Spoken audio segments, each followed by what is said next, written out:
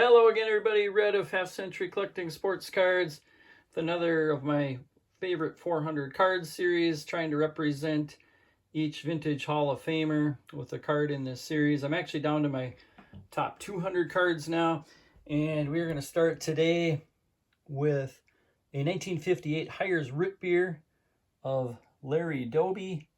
This is with the tab. I think the 50s were just really cool, that besides all the great Topps and Bowman series, we ended up with all these kind of offshoot, oddball, whatever you want to call them, card sets, and Hires Root Beer in 58 was one of those. Got all those cards from 54, Wilson Franks, Red Hart, Dan D. We got the regional issues like what the Braves had with their Heart of the Lakes and Spick and Span and Johnston Cookies. There's just more Cons Meats came in there. A few more in the 60s, 70s, even like Top Stand-Ups in 64, I think is a cool set. But anyway, get on to Larry Doby a little bit. Somebody who started his major league career at age 18 with the Newark Eagles of the Negro National League back in 1942. He only played a few games that year and the next, and then he was called into the service, ended up in the Navy, fought World War II. And when he came back in 1946 at age 46, had one of his best years, leading the league in hits, triples. His team, along with Monty Irvin, won the Negro National League World Series. And then we get to that next season, so just 23, starts the year with Newark. And then Bill Veeck comes calling. Actually, I think we made a deal a little earlier, but brought him up to the Cleveland Indians. He was the first black player in the American League, and talked a lot with Jackie Robinson, it sounded like at the time, on the phone. Those two could bounce things off each other. Didn't have a great 47 season, but then just took off in 1948. Ended up being one of the all-time great Indian players. He's in 7 straight All-Star games, and now resides in the Hall of Fame. Had that great 1954 season where the Indians were in the World Series against the Giants. Remember Willie Mays' catch? So they didn't win that World Series, but just had a great regular season. So Larry Doby. All right, we're going to move on. We are now going back in time. 1909, 1910, that era, with a T206 Chick Gandil card. Now, when you think of the good guys versus the villains, Chick would have been on the side of the villains. As a player, he was a decent first baseman, had a couple 300 seasons, not a whole lot of power, decent fielder. But once in the minor leagues, he got arrested for stealing from the team's coffers, and then most known as the ringleader of that 1919 Black Sox team and their scandal. At the time, he was furious, along with some other players, with their owner, Charles Comiskey, was cheating some players out of money, including that was a little bit of a shortened season with World War I going on. And so he cut pay from the players a lot more than any of the other owners did. Ended up getting it together with Sports Sullivan, who was a gambler, talked about the idea of fixing the World Series. And Chick was the go-between between the gamblers and the players, and likely kept a good share of the players' money. Sounds like he pocketed $35,000 from the whole thing, compared to the other players who had a high of $10,000.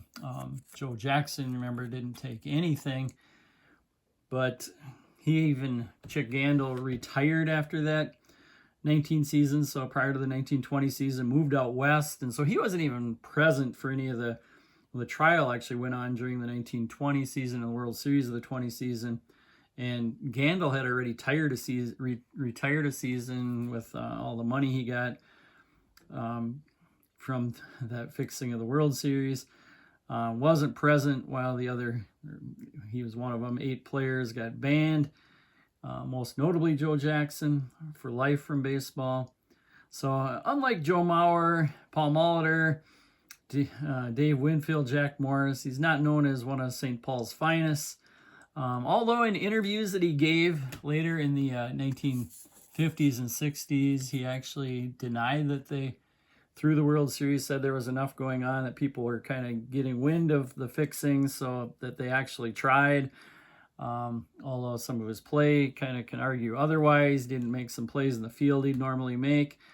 Did get some hits and something like 5 RBIs in that World Series, but a lot of it was in the games that they won or games that were already decided. So who really knows the real story but Chick Gandil. All right, next we are going to move on to a 1968 Topps card of Carl Yastrzemski. And that's just a card I just think looks cool. Always liked the look and the color of that 68 Yaz card. And not only that, it's coming off the years. You can look at the back where they talk about his Triple Crown MVP season. Takes him to the World Series against St. Louis. Sounds like he even hit 3 home runs, which you can read on the back of the card in the World Series. And you can see his Triple Crown stats there, done mostly at age 26, turning age 27 season. Carl Yaz. All right, next we're going to go to 1952. And this is a Topps Enos Slaughter card. Enos came up with the Cardinals in 1938. And his best year was 1942, and at age 26, he was second in MVP voting. And then his next best year was 1946, which actually was his next season. So he played 42 and then 46, missed the 3 years in between because he was fighting with the Army Air Corps during World War II. So just like Larry Doby, ended up missing, some of his youngest, when he was probably at the prime of his career seasons. That 1946 season when he did come back and was third in MVP, he is most known for that famous dash in the World Series. So that was a play where batter Harry Walker got a base hit while Slaughter was on first base. And he was running on the pitch, so was stealing second on the pitch. But just a regular hit to the outfield by Walker is actually hit to this man, Johnny Pesky. And Pesky, just fielded it normal, threw it home, and the throw was late. And Slaughter was safe at home. Mad dash from first base to home on just a regular hit. They actually ruled it a double, but it was probably should have just been a single and a go to second on the throw home. In Slaughter's career, he hit 300, had almost 2,400 hits, and 57.6 career WAR.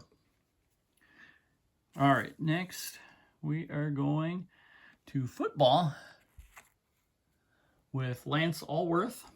Now Lance, they called him Bambi for his baby face and that he could also just run like a deer. And he's probably the best, maybe pre-Jerry Rice wide receiver of all time. Played his years in the AFL rather than the NFL as he signed with the San Diego Chargers and catching passes from John Hadle all those years. Allworth, you can see the back of his card there, and that was one of his typical years, catching 68 balls for 1,300 yards. His 1965 season was his biggest season. That year had 69 catches for 1,602 yards, and that's in a 14-game season. Had 14 touchdowns, and that was 23.2 yards per catch. He had 7 straight years over 1,000 yards, and those are days when they ran a lot more than they passed. So great all-time wide receiver, Lance Allworth. And the last card we're going to show today is just kind of one of my sentimental favorites from first year that I bought cards, 1973, and it was a Series 2 card. I didn't know anything about Series at the time, but Series 1 and 2 is what happened to be in the main grocery store, Bernie's, that I got cards from. We go shopping with my mom. I'm 8 years old here at the time, and I think we got 5 cents allowance at the time. So it would cost 2 weeks allowance to buy a pack of baseball cards that were 10 cents. Unless we got this one cashier who thought they were just 5 cents, so then we could get them for a nickel. But my brother and I would always kind of end that shopping trip by snatching a pack of cards. And I do remember, I don't remember pulling a Nolan Ryan, but I know that I had a Nolan Ryan from that year, so I had to have pulled one from a pack. I guess it's possible I could have traded because we trade a lot with friends too. But I remember having, not this Ryan one, ended up pretty beat up, but a 1973 Ryan.